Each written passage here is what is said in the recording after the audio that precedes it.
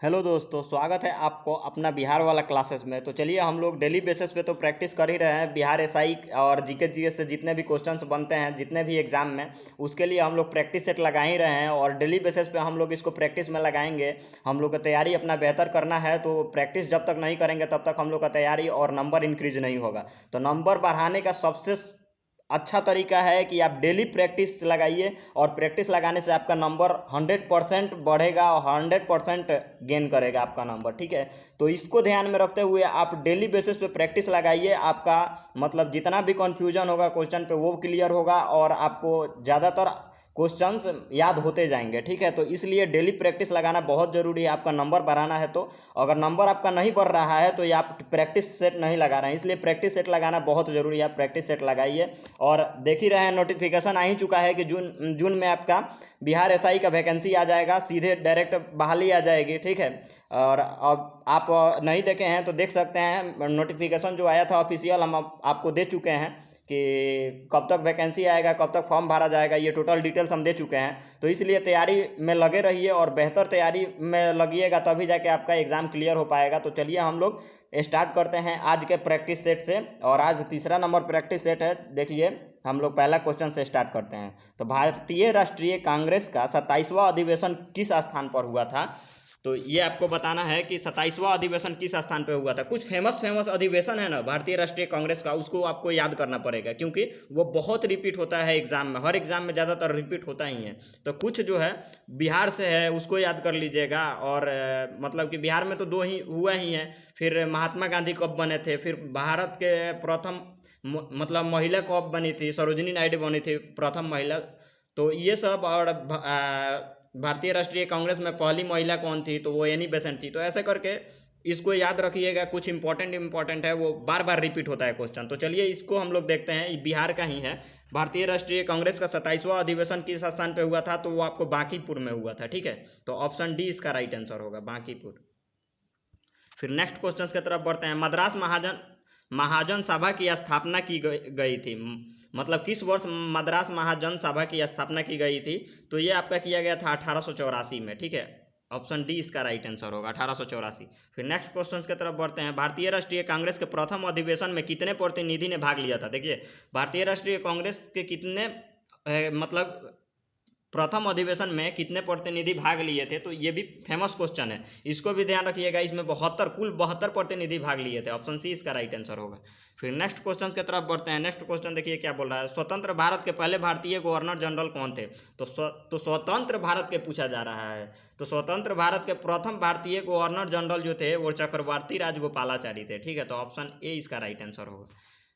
फिर next question की तरफ बढ़ते हैं। नेशनल काउंसिल ऑफ एजुकेशन की स्थापना कब हुई थी? तो नेशनल काउंसिल ऑफ एजुकेशन की स्थापना जो हुआ था वो कब हुआ था पूछा जा रहा है। तो इसका राइट आंसर होगा 15 अगस्त 1906 को हुआ था। ठीक है, ऑप्शन डी इसका राइट आंसर होगा। फिर नेक्स्ट क्वेश्चन की तरफ बढ़ते हैं। असहयोग आंदोलन शुरू किया गया था वर्ष, मतलब असहयोग आंदोलन किस वर्ष शुरू किया गया था? तो ये शुरू किया गया था 1920 में, लेकिन इसको वापस ले लिया गया 1922 में। ठीक है, इसको रोक दिया गया 22 में, ये ध्यान रखिएगा। फिर नेक्स्ट क्वेश्चन की तरफ बढ़ते हैं। मॉन्टेग्यू चेम्सफोर्ड की रिपोर्ट मतलब कब आई ऐसी हुई थी? तो मॉन्टेग्यू चेम्सफोर्ड की रिपोर्ट जब आई थी ना, तो वो आई थी भारत सरकार अधिनियम 1919 के आधार बनी थी। ठीक है, तो ऑप्शन सी इसका राइट आंसर होगा। फिर नेक्स्ट क्वेश्चन की तरफ बढ़ते हैं। शेर ए पंजाब के नाम से इनमें से कौन मशहूर थे? तो शेर ए पंजाब के नाम से लाला लाजपत राय मशहूर थे। ठीक है, ऑप्शन सी इसका राइट आंसर होगा। फिर नेक्स्ट क्वेश्चन की तरफ बढ़ते हैं। गांधी इरविन समझौता हुआ था, तो गांधी इरविन समझौता कब हुआ था? तो इसका राइट आंसर होगा 1931 में हुआ था गांधी इरविन समझौता। ठीक है, ऑप्शन बी इसका राइट आंसर होगा। फिर नेक्स्ट क्वेश्चन की तरफ बढ़ते हैं। निम्न में से कौन सा गोलमेज सम्मेलन 1932 ईस्वी में हुआ था? तो कौन सा गोलमेज सम्मेलन जो था वो 1932 ईस्वी में हुआ था? तो ये तीसरा गोलमेज सम्मेलन 1932 में हुआ था। पहला पूछेगा तो पहला 1930 से स्टार्ट होता है। ठीक है, इसको याद रखिएगा। 1930 में पहला, 31 में दूसरा और 32 में तीसरा। ठीक है, इसको ध्यान रखिएगा। फिर नेक्स्ट क्वेश्चन की तरफ बढ़ते हैं। अभिनव भारत से कौन संबंधित थे? तो अभिनव भारत से बीडी सावरकर संबंधित थे। तो इसका राइट आंसर ऑप्शन ए होगा। फिर नेक्स्ट क्वेश्चन की तरफ बढ़ते हैं। करो या मरो का संबंध किस आंदोलन से है? तो करो या मरो का संबंध जो है ना वो भारत छोड़ो आंदोलन से है, ठीक है। ऑप्शन डी इसका राइट आंसर होगा। फिर नेक्स्ट क्वेश्चन की तरफ बढ़ते हैं। किसके प्रयत्नों से बिहार प्रांतीय कांग्रेस का दूसरा अधिवेशन हुआ था? तो किनके प्रयत्न से बिहार प्रांतीय कांग्रेस का दूसरा अधिवेशन हुआ था? तो ये श्री दीप नारायण सिंह के प्रयत्न से हुआ था, ठीक है। तो ऑप्शन बी इसका राइट आंसर होगा, श्री दीप नारायण सिंह। फिर नेक्स्ट क्वेश्चन की तरफ बढ़ते हैं। स्वराज मेरा जन्मसिद्ध अधिकार है, मैं इसे पाकर रहूंगा, ये किसने कहा था?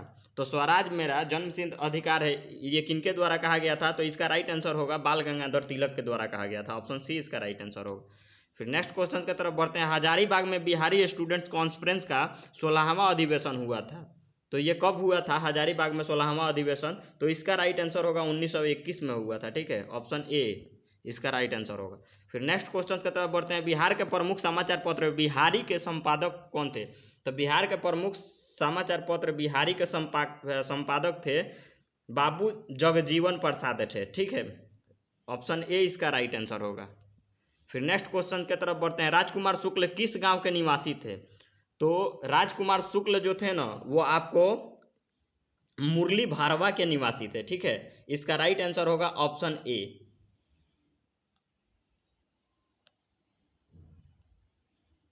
फिर नेक्स्ट क्वेश्चन 18 नंबर क्वेश्चन की तरफ बढ़ते हैं।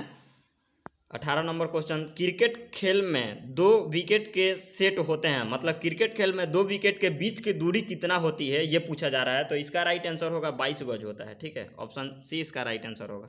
फिर नेक्स्ट क्वेश्चन की तरफ बढ़ते हैं। कुंवर सिंह राजा थे, कुंवर सिंह कहाँ के राजा थे? तो ये जगदीशपुर के राजा थे कुंवर सिंह, ठीक है। फिर नेक्स्ट क्वेश्चन की तरफ बढ़ते हैं। लॉर्ड सिन्हा ने 1921 ईस्वी में कहाँ के गवर्नर पद से त्याग पत्र दिया है? तो ये बिहार और उड़ीसा के प्रांत से त्याग पत्र दिया था, ठीक है। ऑप्शन ए इसका राइट आंसर होगा। फिर नेक्स्ट क्वेश्चन की तरफ बढ़ते हैं। किस राज्य या संघ राज्य क्षेत्र की एक आधिकारिक भाषा फ्रेंच थी? तो ये आपका इसका राइट आंसर होगा पांडिचेरी, ठीक है। पांडिचेरी के राज्य की ये भाषा फ्रेंच थी, ठीक है। ऑप्शन सी इसका राइट आंसर होगा, क्योंकि यहाँ पे फ्रांसीसी का सबसे ज़्यादा बस्ती था, इसी कारण से यहाँ पे फ्रेंच लैंग्वेज आज भी बोले जाते हैं, ठीक है। फिर नेक्स्ट क्वेश्चन की तरफ बढ़ते हैं। अशोक मेहता समिति ने निम्नलिखित में से सिफारिश की थी? तो अशोक मेहता समिति जो थे ना वो सिफारिश किया गया था मतलब पंचायती राज के द्विस्तरीय सरकार के लिए, ठीक है। तो ऑप्शन बी इसका राइट आंसर होगा। अब वही अशोक थी बलवंत राय मेहता समिति जो था ना वो था आपका त्रिस्तरीय, ठीक है, त्रिस्तरीय। तो आज भी त्रिस्तरीय ही अपनाया गया है। 4 स्तरीय भी सिफारिश किया था अशोक मेहता समिति ही, द्विस्तरीय और 4 स्तरीय, ठीक है। तो 4 स्तरीय पश्चिम बंगाल में कुछ दिनों के लिए लागू हुआ था, लेकिन वहाँ भी आज भी त्रिस्तरीय ही, बहुत जगह पे त्रिस्तरीय, मतलब भारत के ज़्यादातर राज्यों में त्रिस्तरीय ही शासन चलता है, ठीक है, पंचायती राज में। फिर नेक्स्ट क्वेश्चन की तरफ बढ़ते हैं। चल योजना के बारे में निम्नलिखित पर विचार करें। तो चल योजना के बारे में इसमें सही कथन को चुनना है। तो इसका राइट आंसर होगा चालू वर्ष के लिए एक योजना जिसमें वार्षिक बजट शामिल होता है और यह अर्थव्यवस्था की आवश्यकता अनुसार प्रति वर्ष संशोधित होती है। तो इसका राइट आंसर ऑप्शन बी होगा, ठीक है। 1 और 3 सही है। फिर नेक्स्ट क्वेश्चन की तरफ बढ़ते हैं। डेसिबल को डैश में अभिहित किया जाता है। तो डेसिबल को किस में अभिहित किया जाता है? तो इनमें से कोई नहीं में, ठीक है। डेसिबल को इसका राइट आंसर होगा इनमें से कोई नहीं। फिर नेक्स्ट क्वेश्चन की तरफ बढ़ते हैं। पटना अंतर्राष्ट्रीय हवाई अड्डा निम्नलिखित से सीधे जुड़ा हुआ है। तो मतलब किससे जुड़ा हुआ है सीधा? तो काठमांडू, नई दिल्ली, कोलकाता, मुंबई, लखनऊ, वाराणसी एवं रांची, ये इसका राइट आंसर होगा ऑप्शन ए। फिर नेक्स्ट क्वेश्चन की तरफ बढ़ते हैं। बिहार में निम्नलिखित के द्वारा विमान सेवाएं उपलब्ध कराई जाती है। तो केवल एयर इंडियन एयरलाइंस, केवल सहारा एयरलाइंस, केवल Royal Nepal Airlines, Indian Airlines, Sahara Airlines एवं रॉयल नेपाल एयरलाइंस। तो इसका राइट आंसर ऑप्शन डी होगा, क्योंकि अंतर्राष्ट्रीय है, ठीक है। फिर नेक्स्ट क्वेश्चन की तरफ बढ़ते हैं। तकला मकान मरुस्थल किस देश में स्थित है? तो तकला मकान मरुस्थल जो है ना वो आपका चीन में स्थित है, ठीक है। ऑप्शन डी इसका राइट आंसर होगा, चीन में। फिर नेक्स्ट क्वेश्चन की तरफ बढ़ते हैं। नेक्स्ट क्वेश्चन देखिए क्या कह रहा है। 28 नंबर क्वेश्चन है। हिंद महासागर और लाल सागर को कौन सी जल संधि जोड़ती है? तो हिंद महासागर और लाल सागर को बाब अल मानदेव संधि जोड़ती है, ठीक है। ऑप्शन ए इसका राइट आंसर होगा। फिर नेक्स्ट क्वेश्चन की तरफ बढ़ते हैं। नेक्स्ट क्वेश्चन देखिए क्या बोल रहा है। 90 ईस्ट रिज कहाँ पर स्थित है? तो 90 ईस्ट रिज जो है ना वो आपका हिंद महासागर में स्थित है। ठीक है, ऑप्शन बी इसका राइट आंसर होगा। फिर नेक्स्ट क्वेश्चन की तरफ बढ़ते हैं। कौन सा महत्वपूर्ण मानव अधिकार भारत के संविधान के अनुच्छेद 21 में सुरक्षित है? तो कौन सा सुरक्षित है? तो इसका राइट आंसर होगा जीवन और स्वतंत्रता के लिए अधिकार। ठीक है, ऑप्शन डी इसका राइट आंसर होगा। फिर नेक्स्ट क्वेश्चन की तरफ बढ़ते हैं। सौर विकिरण निम्न में से किस परास में दिखता है? तो ये सौर विकिरण 400 से 700 परास में दिखता है। ठीक है, ऑप्शन बी इसका राइट आंसर होगा। फिर नेक्स्ट क्वेश्चन, पौधे जो नमक युक्त मिट्टी में उगते हैं उनको क्या कहा जाता है? तो उनको हेलोफाइटा कहा जाता है, हेलोफाइट। ठीक है, ऑप्शन सी इसका राइट आंसर होगा। फिर नेक्स्ट क्वेश्चन की तरफ बढ़ते हैं। पर्यावरण किससे बनता है? तो पर्यावरण बनता है जीवीय घटकों से, भू आकृति घटकों से, अजैव घटकों से। ठीक है, तो इसका राइट आंसर ऑप्शन डी होगा, प्रयुक्त सभी से। फिर नेक्स्ट क्वेश्चन, संवहनी पौधों में पानी ऊपर किससे जाता है? तो संवहनी पौधों में पानी ऊपर जो जाता है ना वो जाइलम टिश्यू द्वारा जाता है। ठीक है, ऑप्शन डी इसका राइट आंसर होगा। फिर नेक्स्ट क्वेश्चन की तरफ बढ़ते हैं। नेक्स्ट क्वेश्चन देखिए क्या बोल रहा है। संवहनी पौधों में पानी ऊपर किस तरह से जाता है? जाइलम द्वारा। फिर नेक्स्ट क्वेश्चन, पौधे का कौन सा भाग फूल बनने का उद्दीपन ग्रहण करता है? तो पौधे का कौन सा भाग फूल बनने का उद्दीपन ग्रहण करता है? तो ये पर्ण जो है उद्दीपन बनने का करता है, फूल ग्रहण करता है। ठीक है, ऑप्शन सी इसका राइट आंसर होगा। खनिज क्या है? तो खनिज एक मतलब पूछ रहा है कि खनिज क्या है, तो इसका राइट आंसर होगा खनिज एक द्रव भी है, गैस भी है और कार्बनिक ठोस भी है। तो इसका राइट आंसर ऑप्शन डी होगा, उपयुक्त सभी। फिर नेक्स्ट क्वेश्चन, सहज प्रणाली का परिवर्धन निम्नलिखित में से कौन सा है? तो सहज प्रणाली का परिवर्धन जो है वो प्रणाली का स्वपोषी क्रिया है। ठीक है, ऑप्शन सी इसका राइट आंसर होगा। फिर नेक्स्ट क्वेश्चन की तरफ बढ़ते हैं। जीनेटिक्स निम्न में से किसका अध्ययन है? तो जीनेटिक्स जो है वो निम्न में से किसका अध्ययन है? तो इसका राइट आंसर होगा आनुवांशिकता और विचरण का अध्ययन है। ठीक है, ऑप्शन डी इसका राइट आंसर होगा। फिर नेक्स्ट क्वेश्चन की तरफ बढ़ते हैं। मेंडल के आनुवांशिकता का सिद्धांत किस पर आधारित है? तो मेंडल के आनुवांशिकता का सिद्धांत जो है वो किस पे आधारित है? तो ये लैंगिक जनन पर आधारित है। तो ऑप्शन सी इसका राइट आंसर होगा, लैंगिक जनन। फिर नेक्स्ट क्वेश्चन, निम्न में से एक है जिसमें गायत्री मंत्र समाहित है। तो गायत्री मंत्र किससे लिया गया है? तो गायत्री मंत्र जो लिया गया है वो आपको ऋग्वेद से लिया गया है। ठीक है, ऑप्शन ए इसका राइट आंसर होगा। फिर नेक्स्ट क्वेश्चन, दुमटी यानी कि लोम मिट्टी में मिट्टी का कौन सा कण मिलता है? तो ये सभी प्रकार के कण मिलते हैं दोम मिट्टी में। ठीक है, ऑप्शन डी इसका राइट आंसर होगा। फिर नेक्स्ट क्वेश्चन, एक ही प्रकार का परमाणु निम्न में से किस में मिलता है? तो एक प्रकार का परमाणु जो मिलता है वो किस में मिलता है? तो इसका राइट आंसर होगा प्राकृत तत्व में मिलता है एक प्रकार का परमाणु। ठीक है, ऑप्शन सी इसका राइट आंसर होगा। फिर next question, sacred books of the east को किस प्रसिद्ध संस्कृत विद्वान ने लिखा है? तो ये किनके द्वारा लिखा गया है? तो इसका राइट आंसर होगा मैक्स मूलर के द्वारा लिखा गया है। फिर नेक्स्ट क्वेश्चन की तरफ बढ़ते हैं। किस मिट्टी में कोशिका सबसे अधिक प्रभावशाली होती है? तो किस मिट्टी में कोशिका सबसे अधिक प्रभावशाली होता है? वो चिकनी मिट्टी में कोशिका सबसे अधिक प्रभावशाली होती है। ठीक है, फिर प्रकाश संश्लेषण होता है। तो प्रकाश संश्लेषण किस में होता है? तो इसका राइट आंसर होगा क्लोरोप्लास्ट में प्रकाश संश्लेषण होता है। ऑप्शन सी इसका राइट आंसर होगा। फिर 46 नंबर क्वेश्चन, एम्फीबिया बताता है। एम्फीबिया क्या बताता है?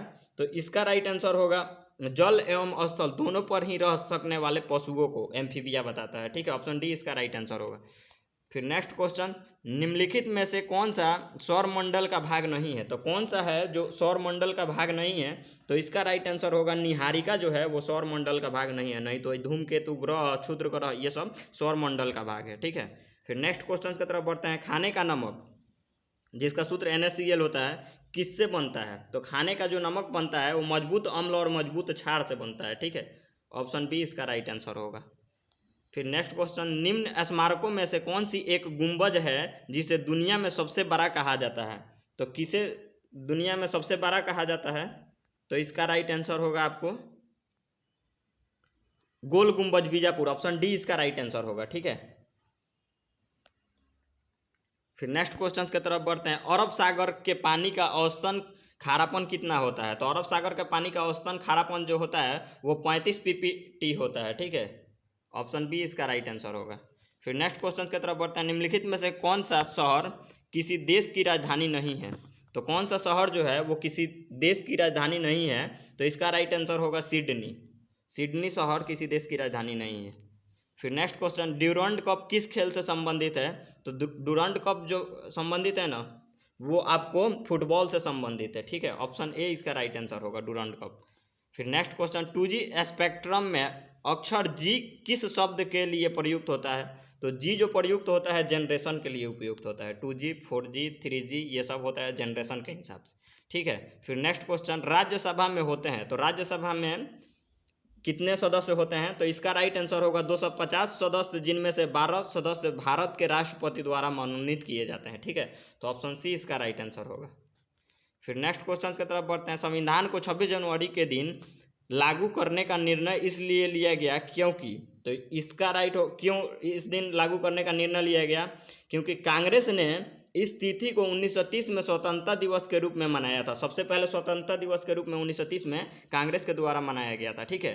तो इसी कारण से 26 जनवरी के दिन ही संविधान को लागू करने का डेट रखा गया, ठीक है। तो ऑप्शन ए इसका राइट आंसर है। फिर नेक्स्ट क्वेश्चन की तरफ बढ़ते हैं। लोक लेखा समिति अपनी रिपोर्ट प्रस्तुत करती है। तो लोक लेखा जो समिति है ना, वो अपनी रिपोर्ट लोकसभा के स्पीकर को प्रस्तुत करती है, ठीक है। तो ऑप्शन बी इसका राइट आंसर होगा, लोकसभा स्पीकर।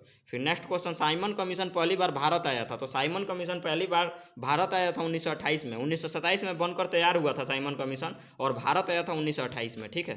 फिर नेक्स्ट क्वेश्चन की तरफ बढ़ते हैं। भारतीय संविधान द्वारा प्रदत्त निम्न में से कौन सा अधिकार गैर नागरिकों को भी उपलब्ध है? तो कौन सा प्रदत्त अधिकार है जो कि गैर नागरिकों को भी उपलब्ध है? तो इसका राइट आंसर होगा संवैधानिक निराकरण का अधिकार, ठीक है। तो ऑप्शन ए इसका राइट आंसर होगा।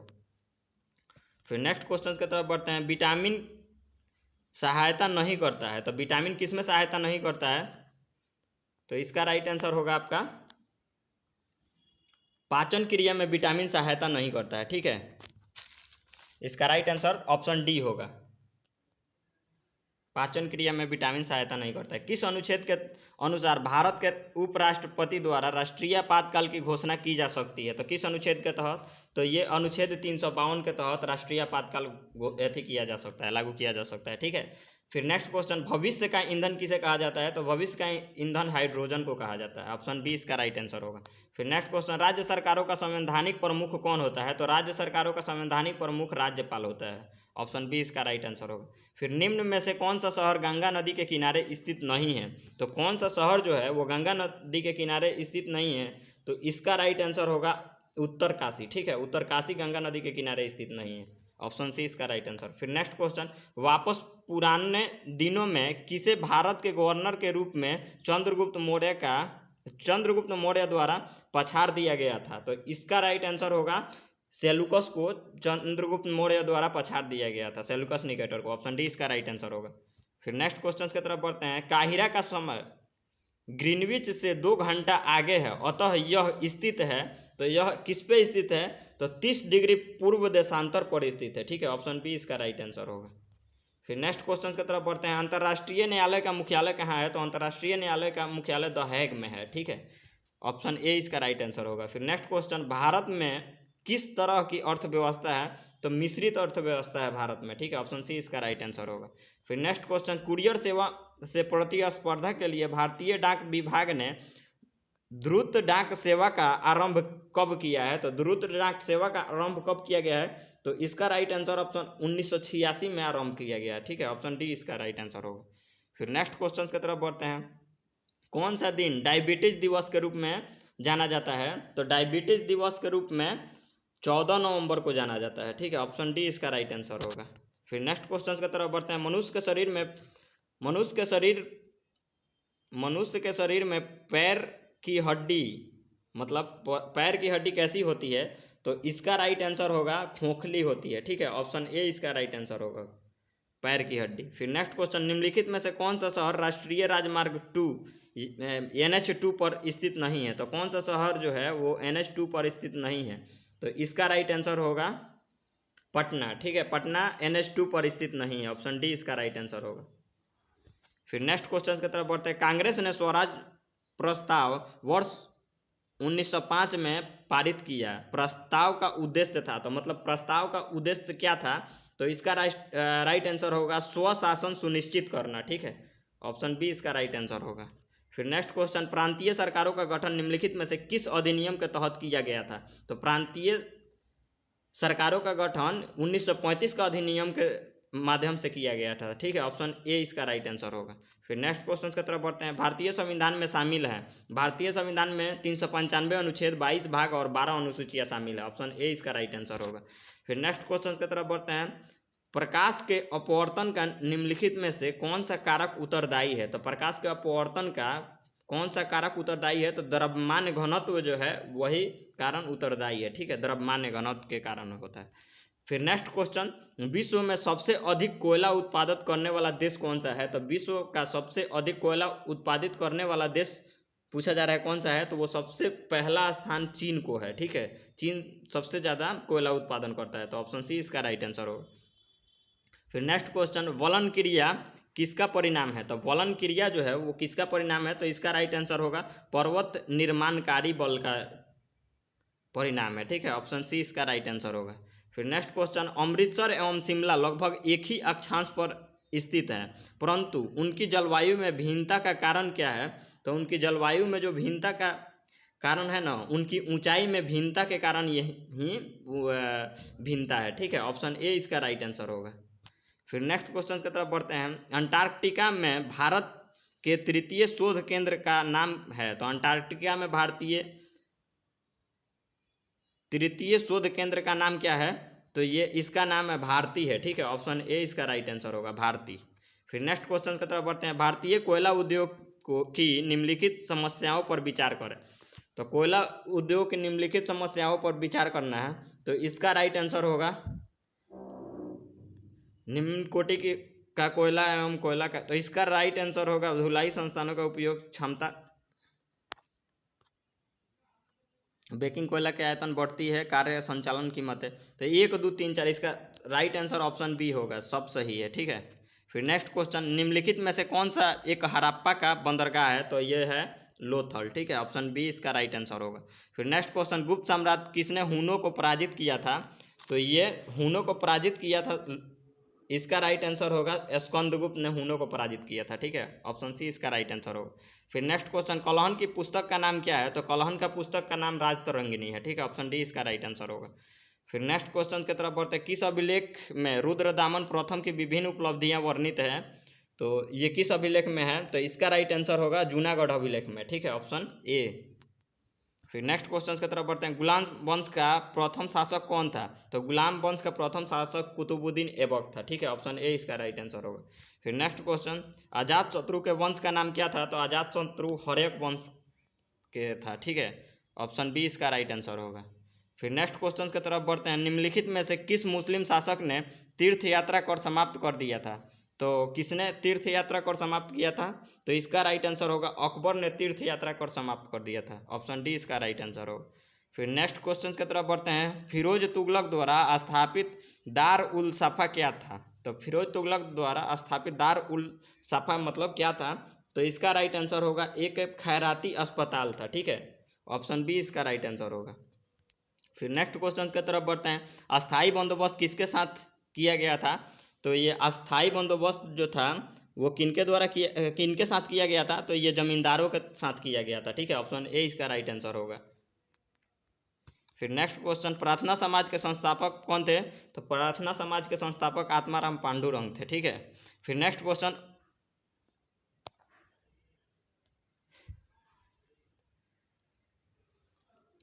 तो आज नेक्स्ट क्वेश्चन का आंसर इसमें नहीं दिया है, तो आज हम लोग 90 क्वेश्चन का ही प्रैक्टिस किए। ठीक है, फिर नेक्स्ट में हम लोग 100 क्वेश्चन प्रैक्टिस करेंगे, क्योंकि इसके आगे जो दिया हुआ था वो कट गया है, इस कारण से हम लोग इतना ही क्वेश्चन का प्रैक्टिस कर रहे हैं। तो कैसा लगा आपको प्रैक्टिस सेट और कैसा कैसा क्वेश्चन है आप कमेंट में ज़रूर बताइए। और बेहतर करना है तो थोड़ा सा एडवाइस भी दे सकते हैं कि हाँ बेहतर और बेहतर से बेहतर मतलब प्रैक्टिस सेट का हम उपलब्ध कराएंगे आपको। ये पेड कोर्स वाला प्रैक्टिस सेट है, ये आपको फ्री वाला नहीं है, पेड कोर्स हम लिए हुए हैं, उसी प्रैक्टिस सेट को आपको हम करवाते हैं। तो आपको कैसा लगा आप कमेंट में ज़रूर बताइए, और चैनल पे नए हैं तो आप चैनल को सब्सक्राइब कर लीजिए और बेल आइकन दबा दीजिए, और अपने सभी दोस्तों तक शेयर भी कीजिए ताकि वो लोग भी, उन लोगों का भी तैयारी बेहतर हो सके। तो चलिए, वीडियो देखने के लिए बहुत बहुत धन्यवाद। मिलते हैं फिर नेक्स्ट वीडियो में।